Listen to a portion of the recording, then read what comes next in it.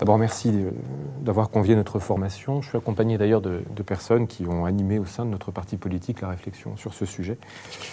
Je voudrais d'abord dire en préalable sur l'importance de votre travail qui me paraît essentiel, devoir aboutir à des résultats sans tarder. On voit le climat qui se développe, qui peut reposer d'ailleurs pour partie sur des faits objectifs.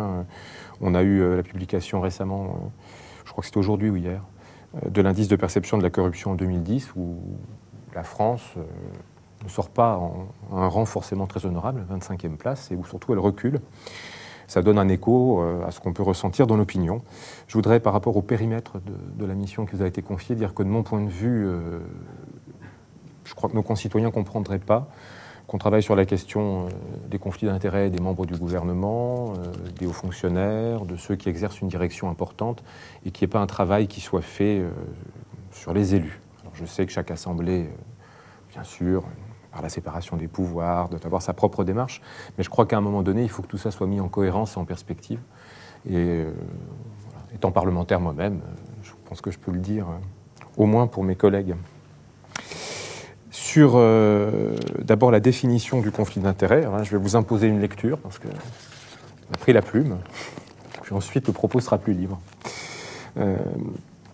On a choisi de le définir, on a plutôt essayé de le définir ainsi. Un conflit d'intérêts dans la vie publique naît d'une situation dans laquelle un élu, un agent public ou une personne ayant à accomplir une fonction d'intérêt général a un intérêt personnel et privé de nature à influer ou paraître influer sur l'exercice neutre, impartial, désintéressé et objectif de ses fonctions officielles, les missions qui lui ont été confiées par un organisme ou une société à caractère public ou ayant des participations publiques et des responsabilités qui lui ont été confiées. L'intérêt personnel englobe tout avantage pour lui-même ou en faveur de sa famille, de parents, d'amis ou de personnes proches ou de personnes ou organisations avec lesquelles il a ou a eu des relations d'affaires ou politiques ou en vue de favoriser de façon irrégulière celui de toute autre personne. Dernier alinéa, pour ne pas être trop long.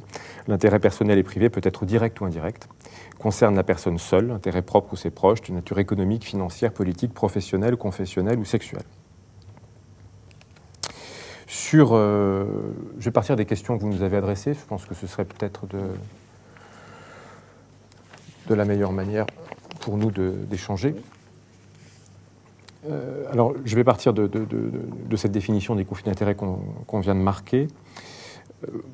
Par contre, on souhaitait... C'est votre propre définition, c'est la définition que vous avez... Oui, d'ailleurs... C'est celle du Conseil de l'Europe, ça. Oui, c'est ça. Elle est amendée en certains points. Elle est amendée, oui. Elle est amendée. Oui. D'accord. On a essayé évidemment, on a regardé les définitions qui avaient déjà été faites. Oui. On a essayé de trouver des éléments que vous avez reformulé vous-même. Oui, vous savez, Oui. parti qui a 108 ans, peur de rien. Est-ce que vous pourrez nous laisser ce document et votre définition? Oui, parce que... Sur ce qu'on peut en tirer en précision, on envisageait quand même de distinguer deux grandes familles de conflits d'intérêts. L'un sur lequel, de notre point de vue, les sanctions devaient être beaucoup plus vigoureuses que sur d'autres. Il s'agit bien sûr des conflits d'intérêts donnant lieu à un intérêt matériel et pécuniaire, direct ou indirect, où de notre point de vue, l'établissement de la preuve, l'attente légitime de l'opinion était sûrement plus forte que pour ce qui ressort plus d'éléments, je dirais, moraux au sens large. Vos convictions politiques, philosophiques, religieuses, où là, la ligne de partage est plus délicate. Et peut-être aux yeux de beaucoup de nos concitoyens, la sanction moins évidente ou moins légitime. Vous avez compris que pour nous, les proches du détenteur de la charge publique étaient évidemment concernés, au moins conjoints et enfants. L'idée est en fait que plus la charge est grande, plus le cercle s'étend. On n'a pas la prétention de tout traiter, et votre travail est important parce qu'il va permettre de dégager une première synthèse. Mais l'idée qu'on avait était évidemment que pour des élus ou des fonctionnaires sur lesquels les fonctions semblaient précises, le mandat d'une portée mesurée et limitée, le cercle était plus réduit autour de lui des proches dont le conflit était examiné, qu'en revanche, plus les responsabilités s'étendaient, plus le cercle des proches, lui aussi, pouvait s'étendre. Sur l'expiration du délai, alors, on a choisi un délai, effectivement, où, après avoir arrêté ses fonctions, on continue à être sous vigilance de conflits d'intérêts. On a estimé que le délai raisonnable pouvait être 2 ans. avec quand même une remarque pour ce qui concerne les élus et plus globalement les détenteurs de charges, c'est qu'il faut être conscient que pour certaines personnes, ce délai de 2 ans peut leur restreindre singulièrement leur champ d'évolution professionnelle. Je prendrai l'exemple d'un maire de grande ville qui exerce pendant 2 ou 3 mandats ses responsabilités, s'y consacre entièrement. Il va côtoyer beaucoup d'intérêts privés successifs dans la charge de son mandat. Et ça peut quand même singulièrement compliquer une reprise d'activité professionnelle qui, pour lui, soit valorisante, intéressante, rémunératrice et épanouissante.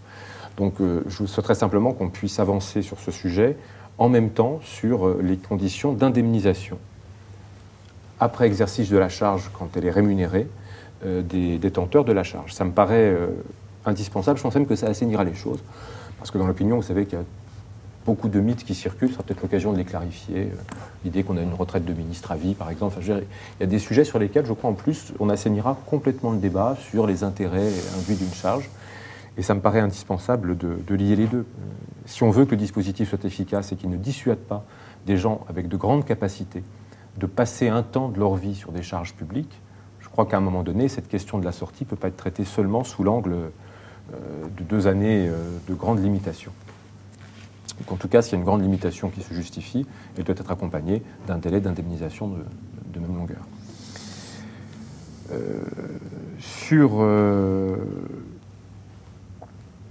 Sur la décision de portée générale, peut-elle donner lieu à un conflit d'intérêts ? De notre point de vue, oui.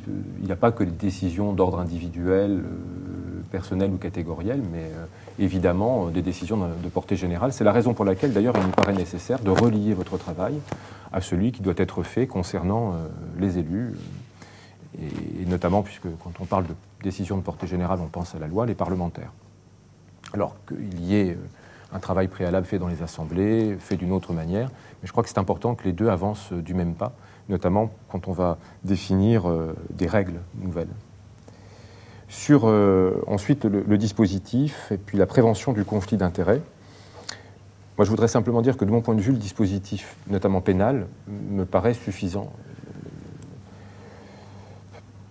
Ce qui manque, c'est en fait une gradation avant d'y arriver, qui permette systématiquement de prévenir d'abord, parce que dans le bagage de formation qu'on peut faire d'élus, de directeurs de grands équipements, de grandes collectivités, la chose de la déontologie et donc des conflits d'intérêts ne figure pas forcément, elle figure même très rarement. Donc il y a à un moment donné déjà une première étape à faire qui est de sensibiliser, d'éduquer et de former. Une deuxième étape serait à mon avis d'avoir un dispositif déclaratif, puis d'alerte, puis d'intervention, je dirais, qui ne soit pas pénale, mais qui soit contraignante. Je m'explique.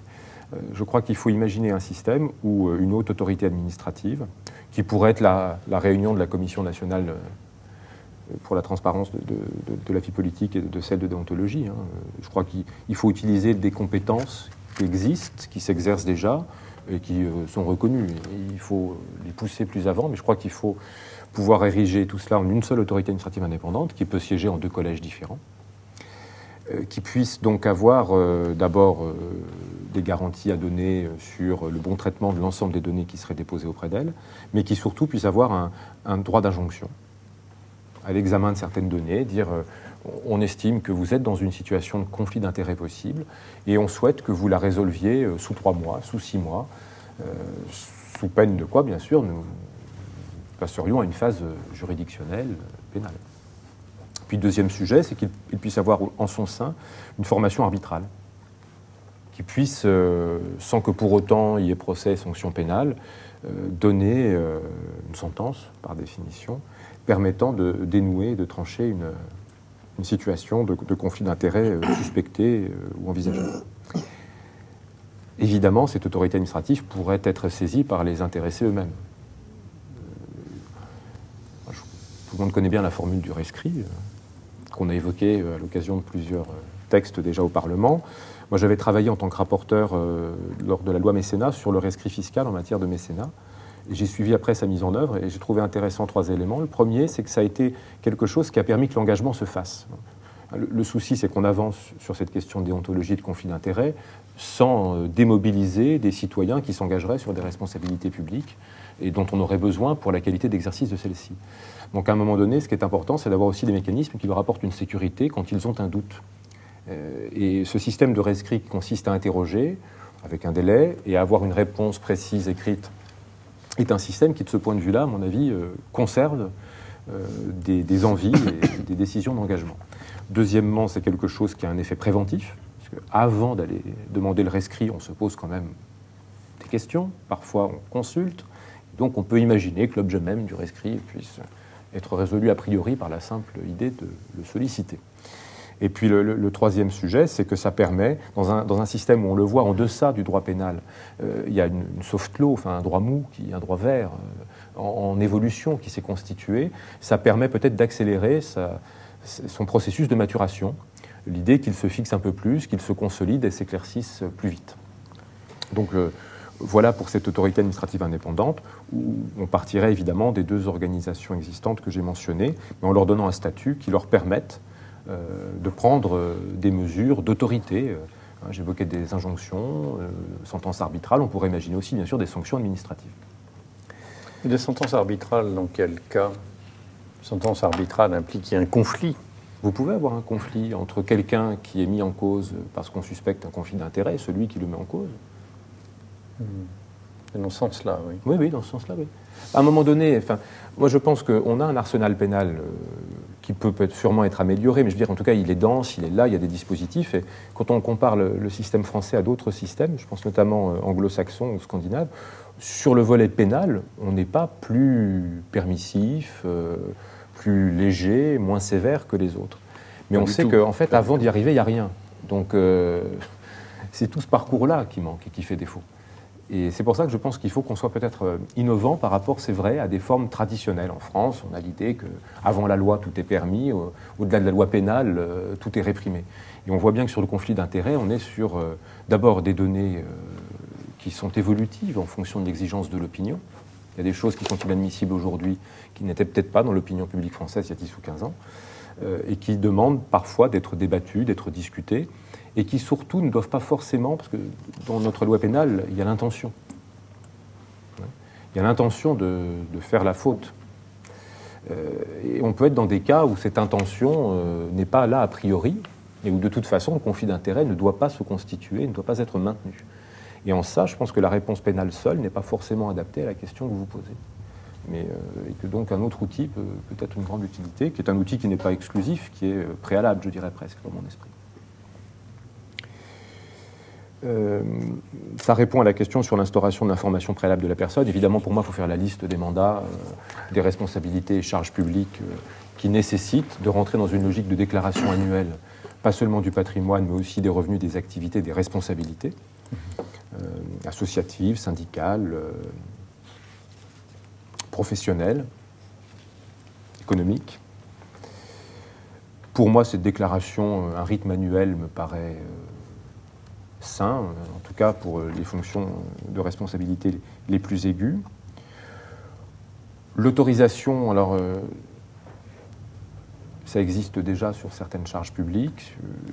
Je pense que sur les élus, il y a aussi peut-être des incompatibilités, donc ça revient à avoir un mécanisme d'autorisation quand même, puisqu'il faudra trancher la question de l'incompatibilité. Je crois que ça mériterait d'être revu, très clairement. Je crois que la liste n'est pas adaptée au temps d'aujourd'hui, à l'exigence morale du moment. Bon, puis ayant eu un bref passage au gouvernement, je sais que là, c'est quand même... C'est fait. Peut-être pas complètement, mais c'est fait. Oh, l'article 23 de la Constitution est absolument radical. Oui, voilà. Non, mais je veux dire, en plus, on déclare tout ce qu'on a, et je me souviens d'un collègue qui avait fait le choix, pour ne pas revenir sur certaines responsabilités économiques auxquelles il tenait, de ne plus siéger au gouvernement. Oui, tout à fait. Alors, sur la publicité, moi je pense qu'il faut que ces éléments, pour l'intéressé, soient disponibles. Parce que je crois que ça fait partie de l'air du temps. Moi, en tant que député, j'ai des comptes certifiés et je donne aux citoyens qui le souhaitent aussi bien mes comptes parlementaires certifiés, en compte de résultats en bilan, que les données liées à ma situation personnelle. Je crois que voilà, on ne peut pas longtemps exercer des charges publiques importantes, électives ou nominatives, sur des établissements, des services, sans comprendre que le moment est venu de souscrire à cette obligation. Ça me paraît évident. Je suis par contre beaucoup plus réfractaire sur les proches. Voilà. Parce que l'actualité montre que ce n'est pas parce qu'on est la fille de quelqu'un de connu que pour autant on s'en sent solidaire. Les conjoints peuvent s'unir mais se séparer. Enfin, je veux dire, on engage d'autres personnes qui n'ont pas forcément fait le choix de cette charge. Donc il faut mesurer la façon dont on ne leur fait pas peser excessivement cette charge sur leurs épaules. Le mécanisme d'alerte, j'ai évoqué cette autorité administrative indépendante qui pour moi aurait bien sûr ce droit d'alerte auprès de la personne sur la base des déclarations collectées.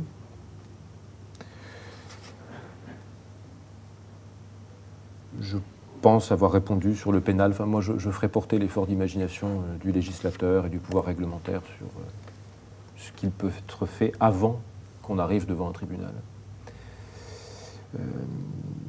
Et puis, on a parlé, je crois, des délais de 2 ans après l'exercice des charges. Voilà, j'ai essayé de présenter les choses de manière... Avec indemnisation. Oui, moi, je pense que les deux sont liés. Enfin, je pense qu'en tout cas, il faut raisonnablement lier les deux. Pour vous, le bon délai, c'est 2 ans. Oui. La loi actuelle, c'est 3 ans. Enfin, mais... Pas pour tout le monde. En tout cas, clairement pour les agents publics. Pour les agents publics, oui. Pour les ministres, la règle n'est tout simplement pas claire, quoi. Oui. Bien. Les élus non plus. Quand vous évoquez donc la déclaration d'intérêt, on reviendra aux propositions que vous formulez, mais à qui devrait-il être assujetti? Bon, on voit bien les membres du gouvernement. Vous évoquez aussi les élus, même si ça ne relève pas de l'office de la commission que je préside. Est-ce que vous voyez d'autres catégories de personnes qui doivent être assujetties à la déclaration d'intérêt? Oui, les membres de cabinet, ou en tout cas ceux qui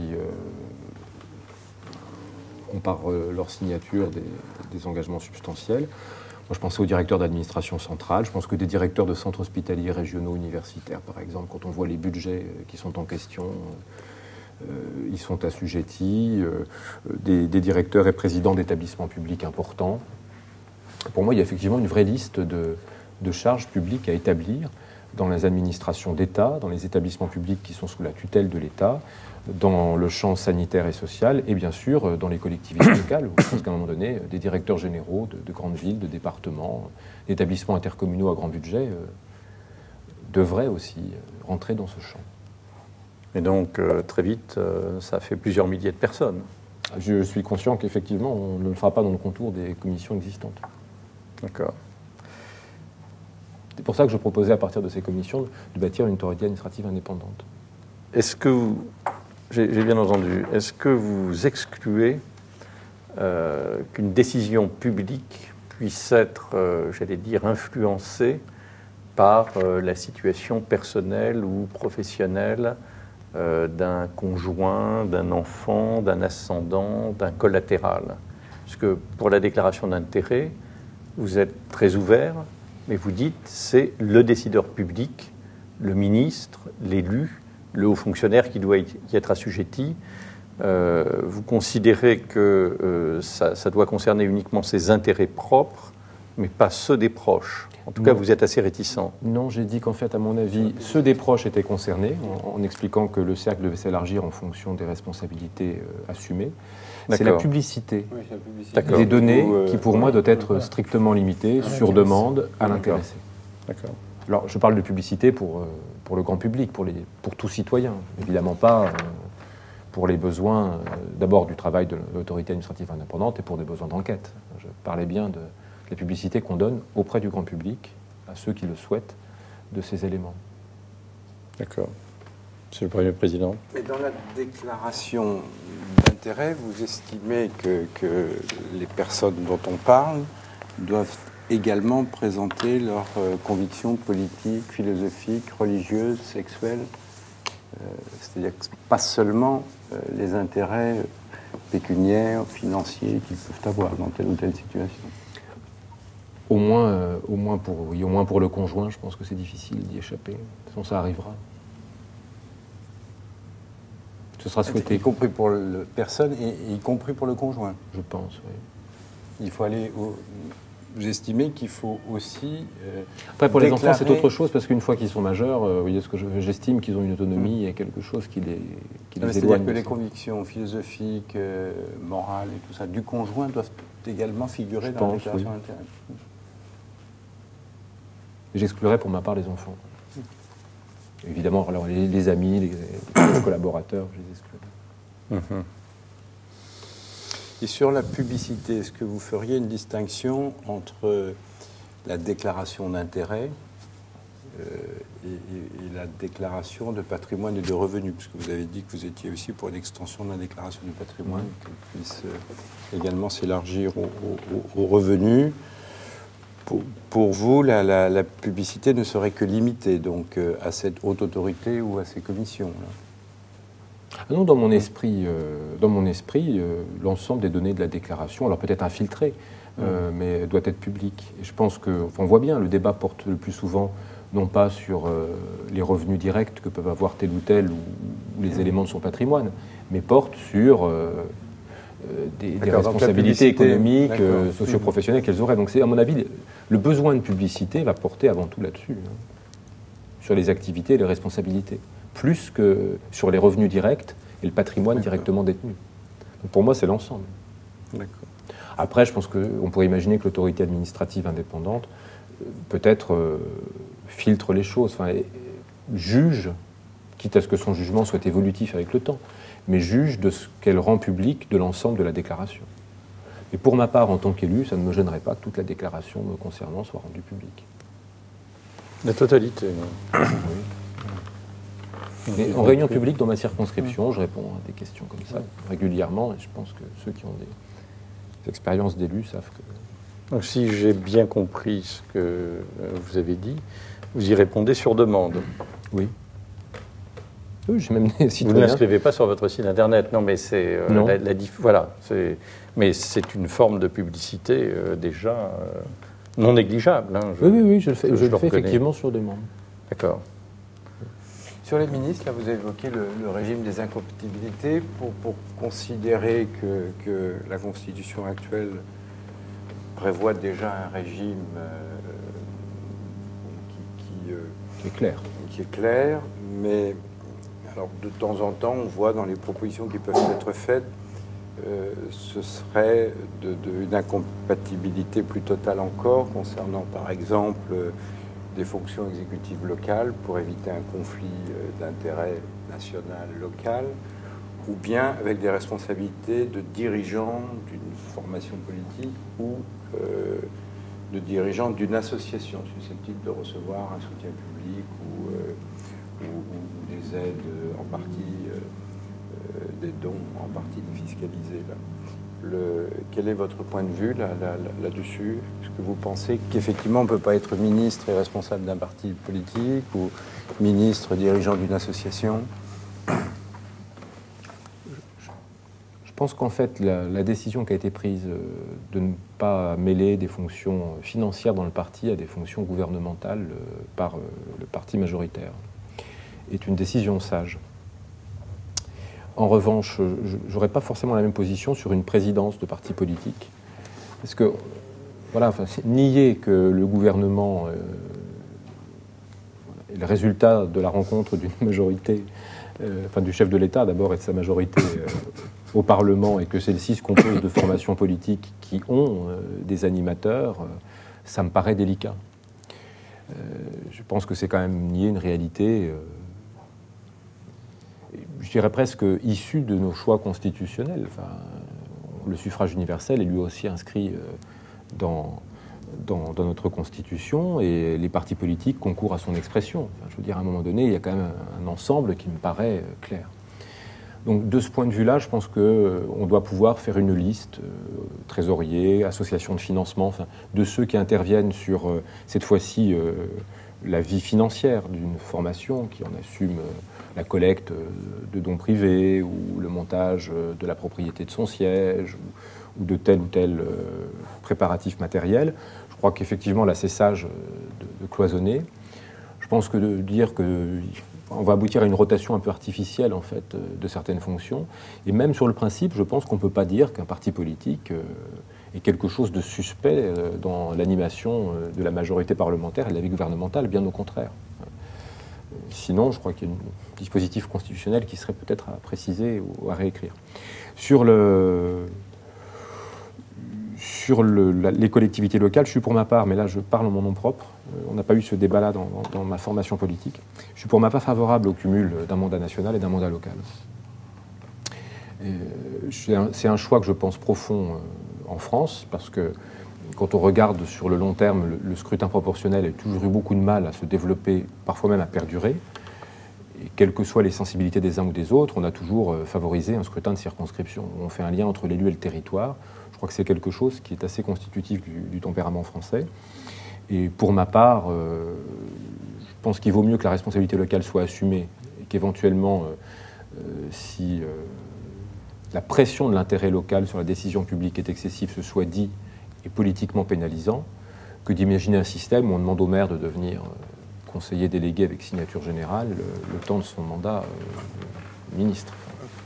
Est-ce que vous n'avez pas l'impression que le cumul de mandats entre une fonction nationale, qu'elle soit gouvernementale ou parlementaire, et une fonction locale, c'est bien générateur d'un conflit entre deux intérêts publics, un intérêt local et un intérêt national? Est-ce que les nombreuses fonctions que le Parlement fait assumer à ses membres, qui font qu'ils sont dans des organismes, eux-mêmes pourtant exposés à des décisions publiques, ou qu'ils sont censés les contrôler, que parfois ils le font de nombreuses années, ne procurent pas le même conflit d'intérêts latent? La question ne vous était pas posée, mais non, mais effectivement, ma question est la réponse. Cette affaire mérite tout à fait réflexion. Non, mais cette affaire mérite tout à fait réflexion. Là, on a quand même une Il y a architecture. plus de 250 organismes dans lesquels les membres du Parlement sont représentés, alors même que le Parlement vote la loi et qu'il assure le contrôle général de la politique du gouvernement. Donc on peut se poser la question de savoir pourquoi autant de parlementaires siègent dans autant d'organismes dont ils assument par ailleurs le contrôle général. Non, mais ça n'est pas dans le champ de notre mission. Non, mais c'est un propos intéressant. Ça n'est pas dans le champ de notre mission. Oui. Mais nous avons assez à faire comme ça. Oui. Mais je veux dire, pour moi, c'est la même problématique. Oui. Après, je ne nie pas qu'elle existe. Très bien. Monsieur le Premier Président. Oui, de toutes les personnes auditionnées, vous avez été le premier à parler justement de l'indemnisation de cette période qui est neutralisée, des 2 ans selon vous. Est-ce que vous avez réfléchi un peu plus avant sur ce dispositif? Enfin, cela existe notamment pour les commissaires européens, avec d'ailleurs pendant 3 ans, je crois, en ce qui les concerne. Oui. Comment est-ce que vous avez déjà réfléchi un petit peu à ce que serait cette indemnisation? Moi, je pense qu'en fait, il faut. Enfin, ça, c'est une posture politique, alors qui peut être simpliste comme peut l'être une posture politique. Je pense qu'il faut se rapprocher de ce que conçoivent les gens. Voilà. Quand vous travaillez, vous le faites parfois avec engagement et passion, et vous avez une assurance chômage qui, pour une durée, vous couvre sur un certain ratio de votre revenu. Je pense qu'il serait sage que sur cette durée de 2 ans, on ne peut pas nier qu'on complique, voire qu'on entrave les capacités à se reclasser professionnellement du détenteur de la charge publique, il puisse bénéficier d'un système analogue. Je pense que plus on sera sur un taux de revenu de remplacement comparable à celui que connaissent les Français, le plus simple la mesure sera à expliquer, à faire partager, sur un sujet qui est sensible. Mais je pense qu'il s'agit effectivement de donner une indemnité qui remplace...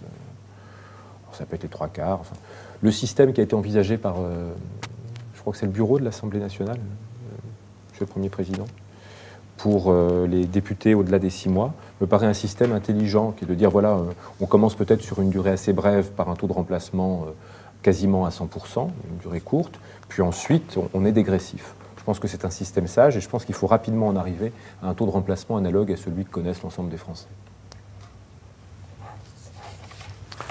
Question.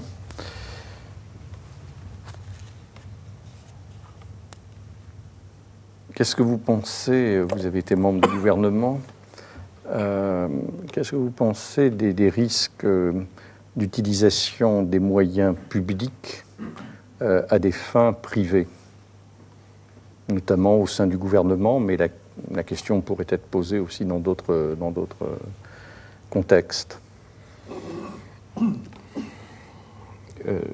Et est-ce qu'à l'heure actuelle, les dispositifs qui sont en vigueur garantissent qu'un membre du gouvernement n'utilisera pas les moyens offerts par la fonction à des fins privées?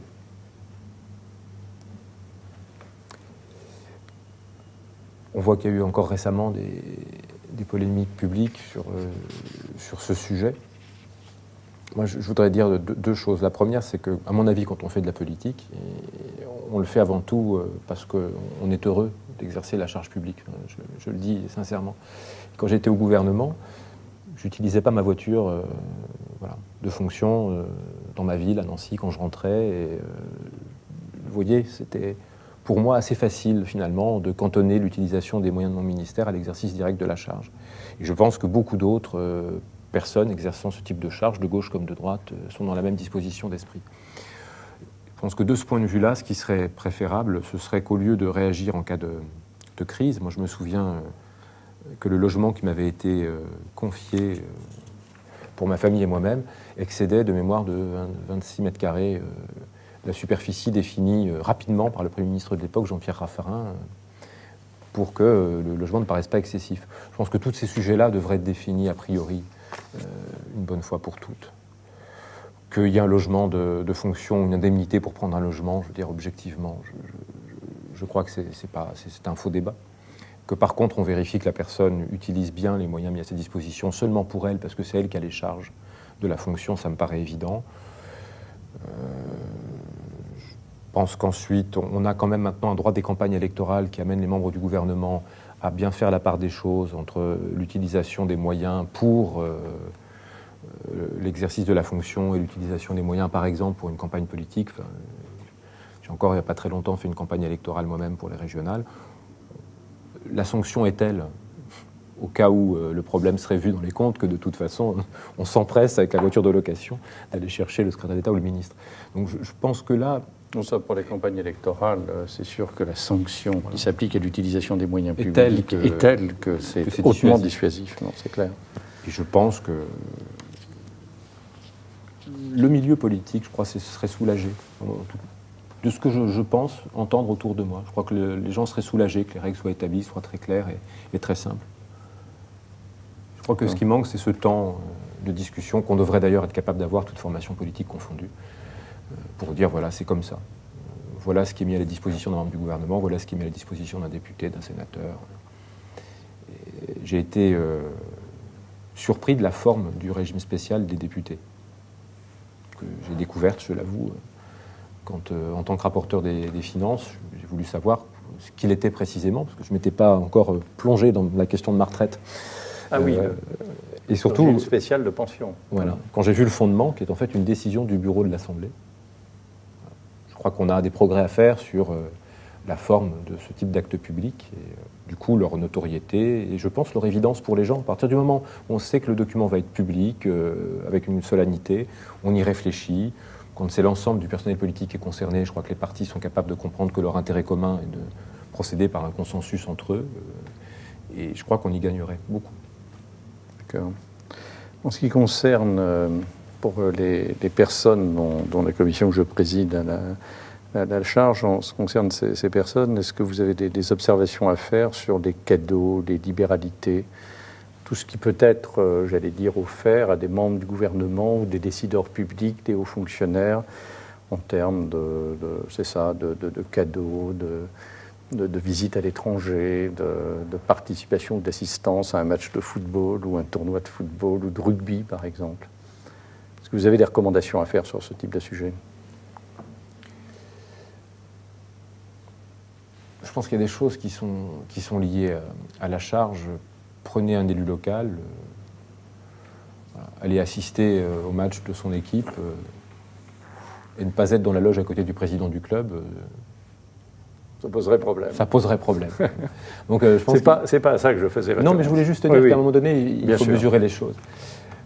Et je reviens à ce que je disais sur la possibilité de consulter cette autorité administrative indépendante. Je pense que ça fait partie des choses qui devraient donner lieu à une consultation possible et rapide, parce qu'on franchit, comme vous le dites, assez vite la limite, notamment parce qu'on connaît les gens.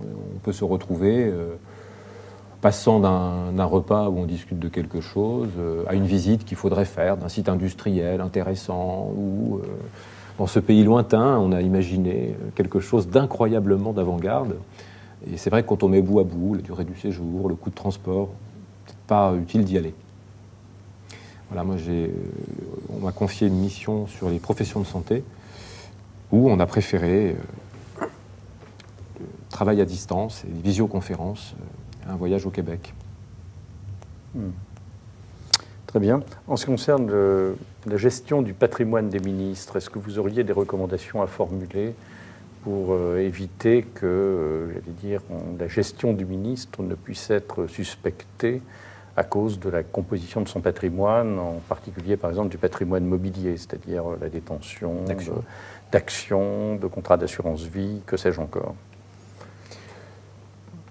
Moi, à titre personnel, ça ne m'aurait pas gêné qu'au moment de mon entrée au gouvernement, parce que j'ai fait une déclaration, si des choses paraissaient délicates, on me le dise, et s'il y avait des titres à céder, ou pourquoi pas à consigner en garde auprès d'une organisation comme la Caisse des dépôts et consignations, une de ses filiales, je m'y serais plié de bon gré. Ça m'aurait même peut-être arrangé les choses de me dire que le problème était résolu, parce qu'il avait été étudié, arbitré, et publiquement réglé. La sectorisation des compétences des différentes instances fait que la Commission pour la transparence est saisie de la déclaration de patrimoine d'entrée, mais uniquement pour avoir un terme de comparaison avec la déclaration de patrimoine de sortie.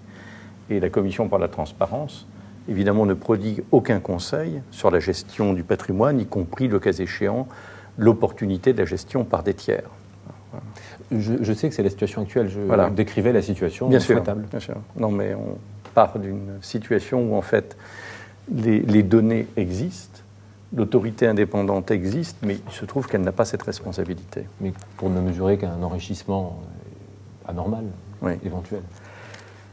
Qu'est-ce que vous pensez de la commission de déontologie des fonctionnaires? Cette fois-ci, on ne va pas parler des ministres. On a parlé pour notamment les hommes politiques, les membres du gouvernement. On a parlé du passage du secteur public au secteur privé. Mais en ce qui concerne les hauts fonctionnaires et ce qu'on appelle trivialement le pantouflage, c'est-à-dire le passage dans le secteur privé, est-ce que vous considérez que les règles actuelles sont satisfaisantes? Est-ce qu'elles sont correctement appliquées? Est-ce que vous avez sur ce sujet des recommandations ou un avis à donner? Je pense que les règles sont satisfaisantes. Je ne suis pas sûr qu'elles soient correctement appliquées, c'est-à-dire de manière suffisamment systématique et publique. Et enfin, je trouve que sur le fond, il y a quand même une confusion. Je me suis posé la question quand j'étais étudiant de présenter des concours administratifs, que je n'ai finalement pas présenté parce que je me suis dit que j'avais envie de faire de la politique et éventuellement d'enseigner, d'être avocat, et que je ne me voyais pas finalement haut fonctionnaire. Et ce choix ne m'a pas coûté. Je trouve qu'on a beaucoup de personnes qui seraient utiles à la nation et qui se retrouvent à la tête d'intérêts privés. Peut-être devrait-il y avoir une durée maximale réelle et réellement appliquée. Autant qu'on peut passer en dehors de l'administration publique, alors qu'on est un fonctionnaire exerçant, en tout cas, d'un corps noble.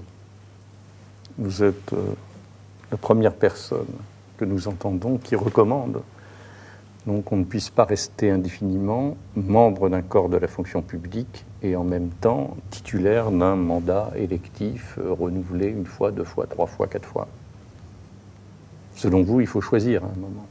Oui, en tout cas, le Code du travail pour les salariés prévoit la possibilité d'option pour l'employeur au bout d'un mandat. Oui. Le système, à mon avis, est un système qui a des vertus. La première vertu, c'est qu'on sait au moins que pendant le premier mandat, dont on ne sait pas ce qu'il va devenir, et puis s'il va montrer qu'on est vraiment fait pour ça,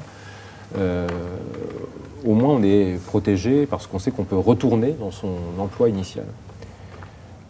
Le fait qu'il y ait possibilité pour l'employeur de demander d'opter, je crois que ça met tout le monde face à ses responsabilités. Le salarié, mais aussi l'employeur, parce qu'au bout d'un moment, garder longtemps quelqu'un dans des effectifs en disponibilité, sans lui verser de salaire, en sachant qu'il peut perdre ses qualifications professionnelles initiales par un exercice trop long d'une autre mission que celle qu'on lui avait confiée dans les services. Déjà rien que cette perspective serait de nature, je pense, à changer la pratique des choses dans ce qu'elle peut avoir de surprenant. Vous êtes partisan de l'harmonisation du secteur public sur le secteur privé, donc? Sur ce sujet-là, oui. Oui, sur ce sujet, Sur bien ce sûr. sujet-là, oui. Pas en tout point, parce que je suis un défenseur du statut de la fonction publique. Voilà. Je pense qu'il y a des missions qui s'exercent, qui doivent laisser aux fonctionnaires sa capacité d'indépendance de jugement Oui. et d'insubordination quand c'est nécessaire, ou en tout cas de liberté de propos dans sa hiérarchie. Et moi, je suis élu local, j'apprécie cette liberté de propos que le statut territorial donne au cadre supérieur d'une collectivité. Mais c'est une autre chose que d'évoquer ce que nous venons d'évoquer sur la durée dans les charges électives ou dans des responsabilités économiques. Oui. Un haut fonctionnaire a toujours un devoir de vérité par rapport à l'autorité dont il relève. Mais oui, mais Il a aussi d'ailleurs, et c'est la loi du 13 juillet 1983 dont on a déjà parlé aujourd'hui, il a dans certains cas même un devoir de désobéissance. oui, c'est ce que je Lorsqu'il mentionne. reçoit un ordre manifestement illégal et de nature à nuire gravement à un intérêt public. Et cette éthique est démontrée par un statut auquel, je pense, il faut être légitimement attaché. Oui. La question est quand bénéficiant de ce statut, on n'exerce plus un emploi qui en dépend, mais qu'on est un peu parti ailleurs, sur une charge élective, ou dans le secteur privé. Peut-être là, un délai, un retour à la norme de droit commun, pour se poser toutes les questions d'options. Très bien. Vous avez d'autres questions? Je vous remercie. Est-ce qu'il est possible, juste en conclusion, de souligner Oui. une dernière chose? On est attaché, mais nous ne sommes pas les seuls à le proposer, mais on y attache un intérêt particulier, à un travail de codification. On voit bien dans la discussion que nous avons eue ensemble que la délibération de ces questions peut faire évoluer les points de vue de tout le monde. Que derrière des textes écrits, il y a beaucoup de choses encore instables, au sens chimique du terme. Et je pense qu'un travail de codification serait une bonne chose. Un code de déontologie avec une partie stable, avec pourquoi pas encore plus de recommandations, qui serait le reflet du travail de cette haute autorité administrative, me paraîtrait, indépendante bien sûr, me paraîtrait un élément incontournable. Là, c'est le seul socle possible pour montrer d'abord que toutes les charges publiques répondent à des contraintes semblables, pas forcément similaires, parce qu'un élu local n'est pas la même chose qu'un directeur de centre hospitalier ou qu'un directeur d'administration centrale, mais en tout cas avec la même nature d'exigence. Et puis c'est le socle indispensable au travail pédagogique qu'il faut faire auprès de ceux qui sont en situation, auprès de ceux qui aspirent à l'être un jour et auprès du grand public qui attend que ce soit transparent et bien fait tout ça. Merci. Merci beaucoup.